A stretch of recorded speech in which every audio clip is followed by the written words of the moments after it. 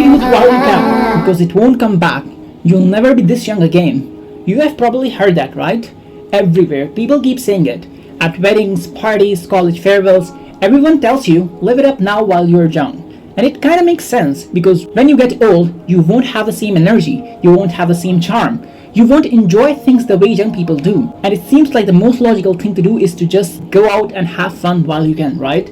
But what if I told you that's not the full story? What if I told you this idea of enjoying your youth before it slips away is actually misleading? Because the way you spend these few years of youth determines not just the rest of your life, but your eternity. Let's talk about the perfect use of your youth. The most beautiful way to live it. The best trade you can ever make. And why giving up certain pleasures now is actually the smartest decision you'll ever make.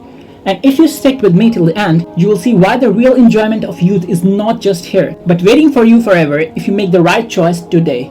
So let's be honest, youth is full of energy, full of desires, full of opportunities, and at this age you are strong, you are admired, you feel unstoppable, but that also makes it the most dangerous time of your life. We see young people spending nights partying, chasing haram relation, showing off their bodies on social media, attending gatherings where music, alcohol, and indecency are normalized. We even see Muslims participating in traditions and celebrations that go against Islamic principles, all for the sake of fitting in. And when someone suggests focusing on prayers, fasting extra days, getting up for tahajjud, avoiding haram gatherings, people say, oh come on, don't be so conservative. Let me live my life while I'm young. But let me tell you something that might shock you. Your youth, this power and beauty, it will come back.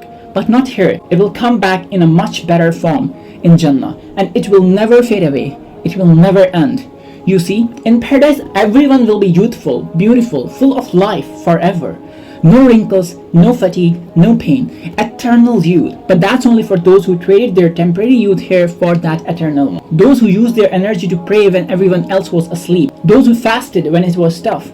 Those who helped the poor when others hoarded wealth. Those who patiently stayed away from haram when it was easy to give in. Those who stood firm on Allah's path even when their friends mocked them. Wouldn't you trade 20-25 years of restraint here for infinite youth and joy there? Let me make it even clearer. Imagine I've given you two options. One, enjoy one wild party tonight, but spend the rest of your life working hard just to survive. Second, skip the party tonight and I'll give you enough wealth to never have to work, and you can enjoy life however you want forever. You'd pick option 2, right? Then why we aren't doing the same with this life and the next? And here is where patience come in. Patience is the hardest and most valuable in youth. When you have the strength to break the rules but choose not to, when you feel the desires but control it for Allah, that patience sets you apart. Prophet Muhammad ﷺ told us about the women who sacrificed their youth and never remarried just to raise their children, and they were so honored that they'll even walk ahead of Prophet on the Day of Judgment. That's the reward of patience. Once Prophet Muhammad ﷺ was laying down on the rough palm leaves. He didn't have a shirt on, and the leaves left deep mark on his back.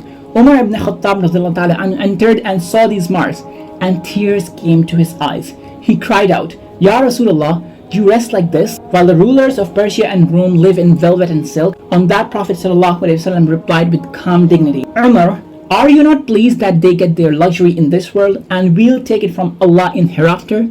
This is the Prophet who could have owned mountains of gold, but chose patience.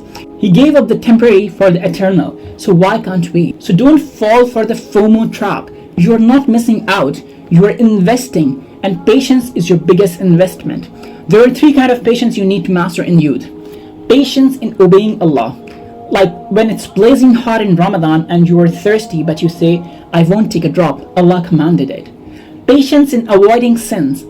When you are depressed and your heart whispers, listen to the music, drink, just one time to feel better, but you say, no, it's forbidden and I won't give in.